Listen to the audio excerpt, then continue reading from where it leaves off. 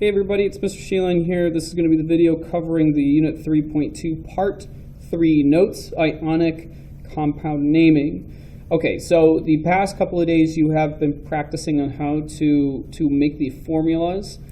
So we gave you the names, then you made the formulas. So now what we're going to be practicing is we're going to be practicing making the names from the formulas. So it's just reversed, okay?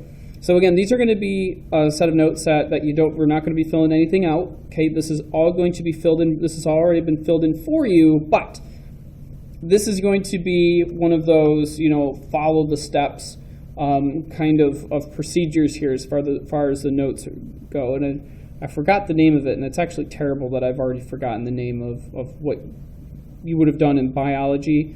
When you're using the cladograms, and the name of it's lost on me. But anyway, it's the idea of you ask the question, and then there's steps that you go through, and then it tells you to go to particular numbers if it does or does not fulfill a particular question. So that's how, I guess, as a simple way of saying it, that's how we're going to read this set of notes. So, and this is, I cannot stress, again, one of the things, the thing I mentioned in the last video is how important it is to keep track of the transition metals. I'm going to say that this is, for whatever reason, bafflingly so. I don't understand this. The biggest thing that I had issues with students last year in chem was that I gave them these notes, but for whatever reason, no one used them. It drove me nuts, and it blew my mind. Literally, no one used them. And I can't explain to you how aggravated I was, because it's laid out here on how to follow it. Okay, and all you have to do is ask the question.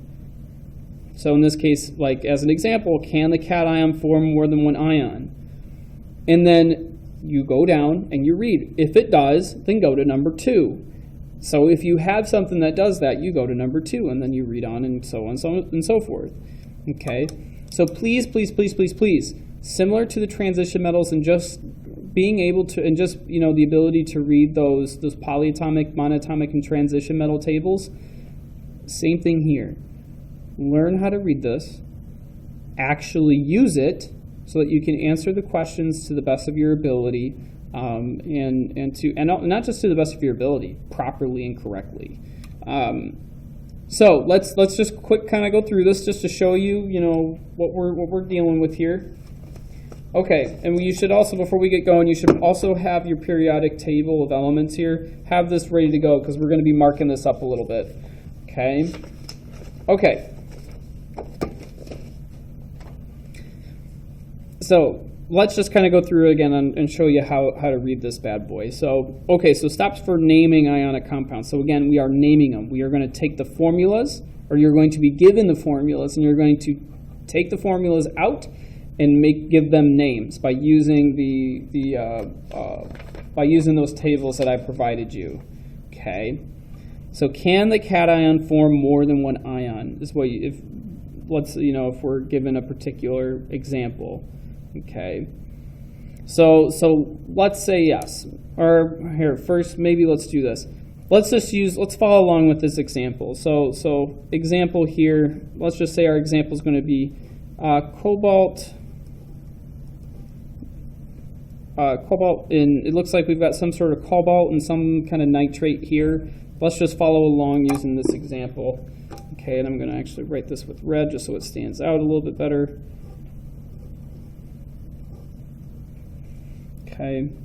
Okay.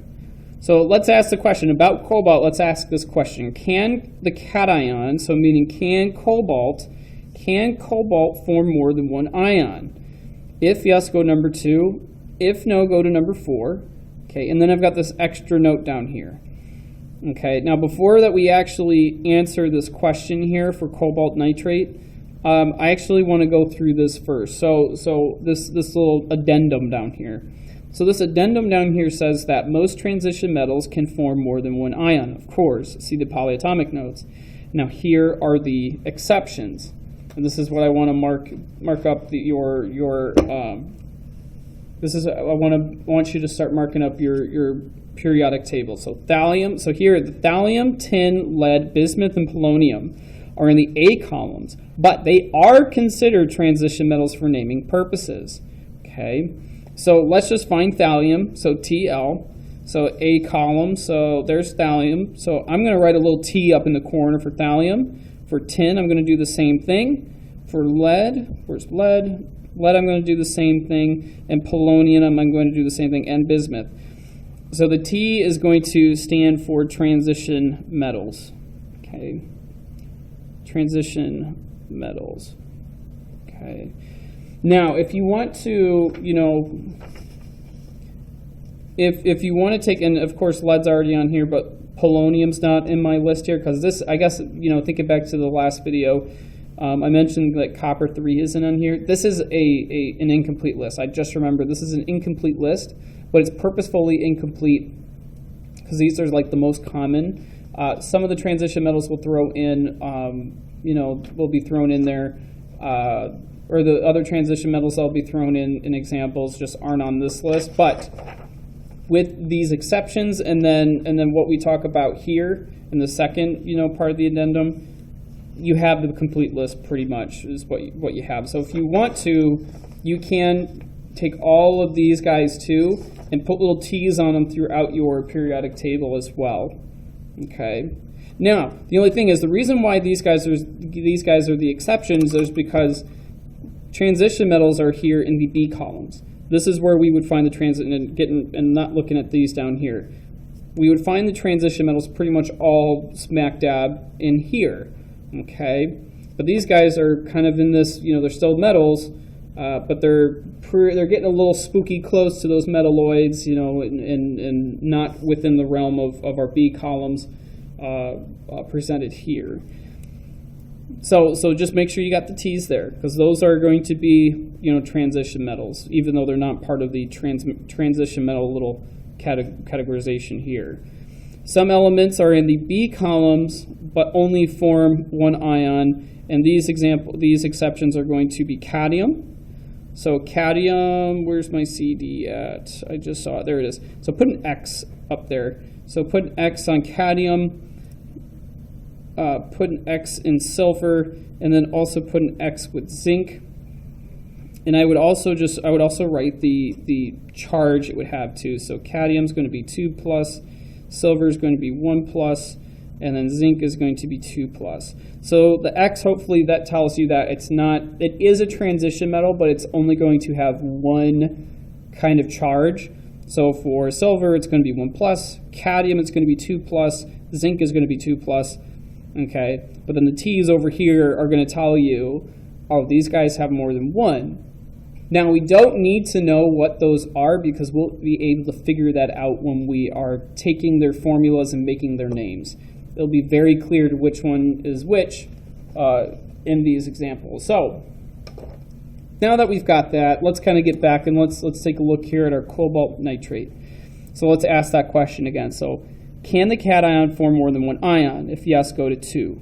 Okay, so if I look at cobalt here, and I know that cobalt, because I looked at my transition metal, because that's what the question is your cationic transition metal?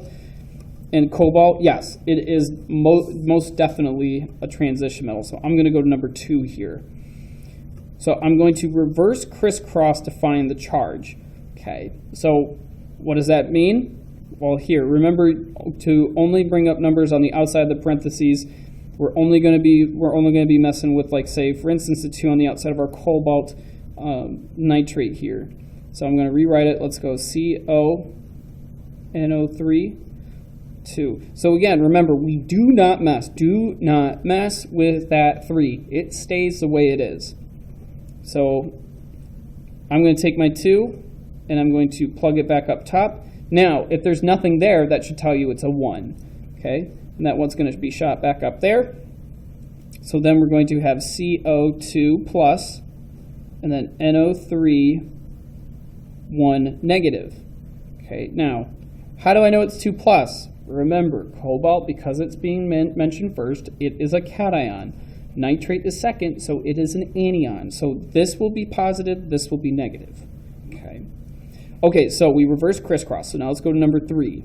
So check ion charges for reduction. So that means, like, if not reduce, simplify, go to number 4. So we would go to number 4 we would have gone to number 4 if we needed to reduce, but we don't have to. But let's say an example here, it would be like if you had iron oxide. Iron oxide would be reduced to Fe2, Fe2O2, Fe2 positive and then O2 negative. It would be we would have to just then write it out as this. Okay, we don't want to keep the 2 negative and the 2, we want to put the 2 up top and the 2 negative up there.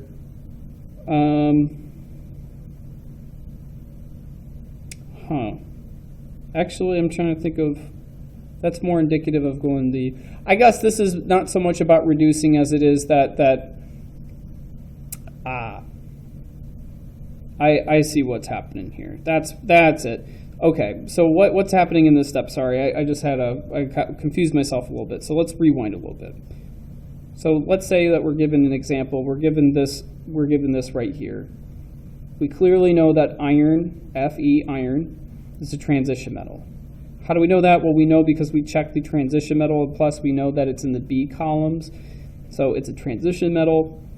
And because it's a transition metal, it's going to have more than one ion. Well, how do we know what particular ion it is? Well, we can figure that out by either how many, what the subscript is for it, or in this case, if we're given something like this, we ignore the Fe and we focus solely on the oxygen. Okay? And so what we would do is that we would first write out oxygen. So here, I'm going to separate this a little bit. So in this case, we would, write out the oxygen. We would see what charge oxygen has. Oxygen would be 2 negative. Okay? Now, because then logically, we'd have to think about this. If it was written like this, it meant that it was reduced. So since it was reduced, and there's nothing there, so meaning that there's ones, it has to be 2 negative, and this has to be 2 positive.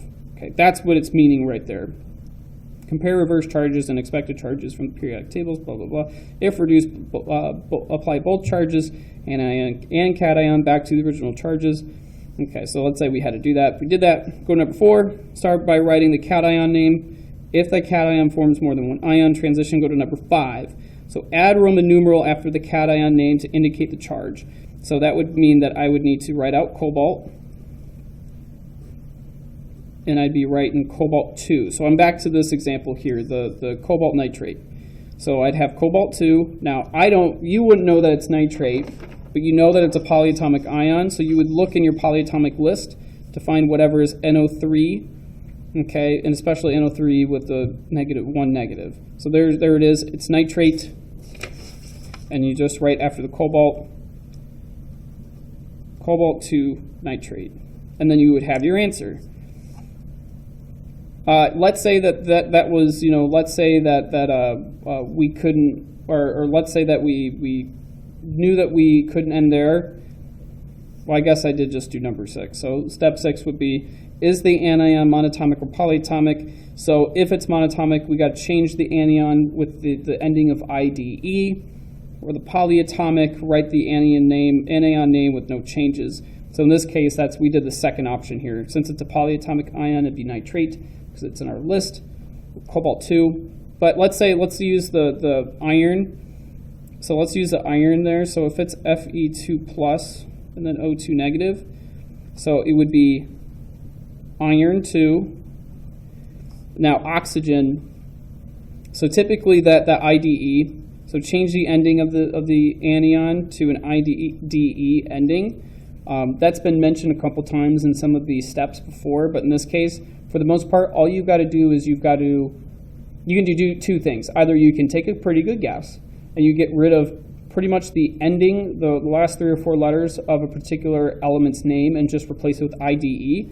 So in this case, oxygen, we get rid of the bell there, we get rid of the OX, and then we get rid of the YGEN, replace it with oxide. Now, I don't recommend that you do that. What I do recommend is that you actually go to your, you go to your monatomic list here. you find what you're trying to use here, in this case oxide, and you put in, and you put in the name oxide into your answer.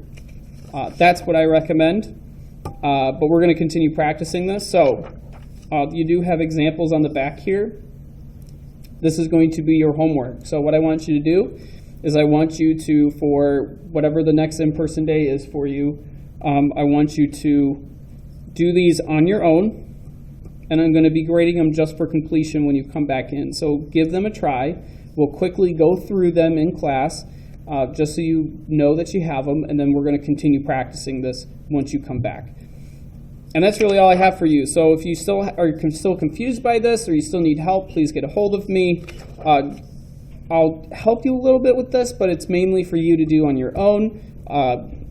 But anyway, we'll continue practicing this. So that's all I have for you guys. So if you still, if you need any more help, or if you need anything, get a hold of me. If not, I'll talk to you later. See you in the next one.